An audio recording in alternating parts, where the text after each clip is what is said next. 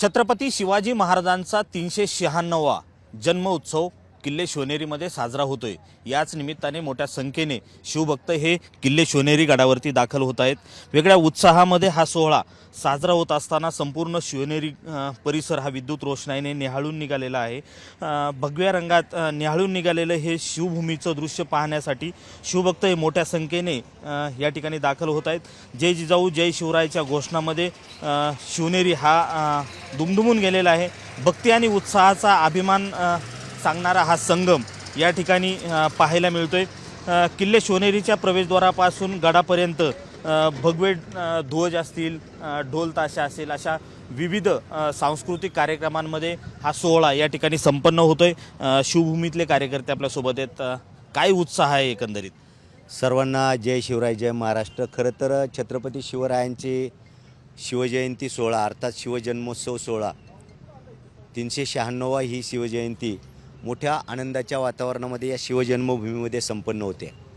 मागच्या एक आठवड्यापासून हा उत्साह या शिवजन्मभूमीमध्ये शिवजन्मभूमीच्या पायथ्याशी खूप चांगल्या पद्धतीने विशेषत्वानं महाराष्ट्र शासनाच्या वतीनं हा शिवजन्मोत्सव सोहळा संपन्न केला जातो आणि मागच्या एक 10-12 वर्षापासून वेगवेगळ्या कार्यक्रमांच्या माध्यमातून महाराष्ट्र शासनाचा देखील सहभाग याच्यामध्ये मोठ्या प्रमाणात वाढला आहे। मग त्याच्यामध्ये बैलगाड्यांच्या शर्यती असतील, कुस्त्यांच्या स्पर्धा असतील, किंबहुना कबड्डीच्या स्पर्धा असतील, सांस्कृतिक धार्मिक सामाजिक उपक्रमांच्या माध्यमातून हा शिवजन्मोत्सव सोहळा संपन्न केला जातो। जुन्नरमध्ये प्रवेश करतानाच आपल्याला हा माहोल किंबहुना हा आनंदोत्सव लक्षात येतोय। हा सगळा आनंदोत्सव आहे। राज्याचे मुख्यमंत्री गडावरती येत आहेत, 2 उपमुख्यमंत्री आहेत। काय मागणी असेल प्रामुख्याने? सगळ्यात महत्त्वाचं म्हणजे प्रचंड प्रमाणामध्ये शिवभक्तांची गर्दी वाढते।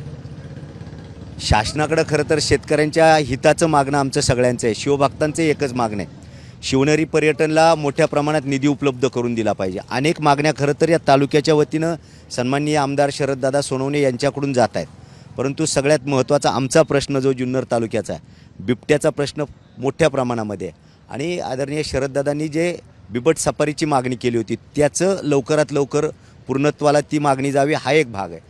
आणि या परिसरामध्ये आपण जर पाहिलं तर शिवभक्तांचा उत्साह जर आपण पाहिला, मोठ्या प्रमाणात ते सगळी मंडळी येतात। त्यांच्यासाठी ज्या सुविधा आहेत त्या मला वाटायला लागले की यावर्षी त्या कमी पडत आहेत। स्वतः शासनाच्या वतीनं प्रतिनिधी म्हणून शरददादा सोनवणे यांनी खूप चांगल्या पद्धतीनं आपण पाहताय की यावर्षी लाईव्ह ठेवले शिवजन्मभूमी, तिथलं लाईव्ह तुम्हाला खाली गडाच्या पायथ्याशी बघता येते। शेजारी आपल्याला हा समोर पुतळा दिसतोय, याच्या जवळ जी ट्रॉली आहे तिचं काम देखील प्रगतीपथावर आहे, तेही सुरू होते। आमची शासनाकडे एकच मागणी आहे की या तालुक्यामध्ये छत्रपती शिवराय गणेशाची 2 स्थळं, त्याच्यामुळं हा तालुका पर्यटन तालुका झाला आहे, त्याच्यासाठी जास्तीचा निधी देऊन या तालुक्याला वेगळं महत्त्व प्राप्त निधी दिला पाहिजे। शिवभक्त शिवज्योत घेऊन आलेत, काय प्रेरणा मिळते यातनं? एक आत्मविश्वास निर्माण होतो। महाराजांनी जे आपल्यासाठी केले तर त्यामुळं आपल्याला पण असं वाटतं की आपण पण काहीतरी केलं पाहिजे। नक्कीच ही प्रेरणा या ठिकाणी घेऊन हे शिवभक्त या ठिकाणी येत आहेत। एक वेगळा उत्साह आहे आणि या उत्साहामध्ये राजाचा जन्मोत्सव या ठिकाणी साजरा होताना पाहायला मिळतोय। व्हिडिओ जर्नलिस्ट आदर्श सह मी रोहिदास गाडगे, साम टीव्ही न्यूज, जुन्नर, पुणे।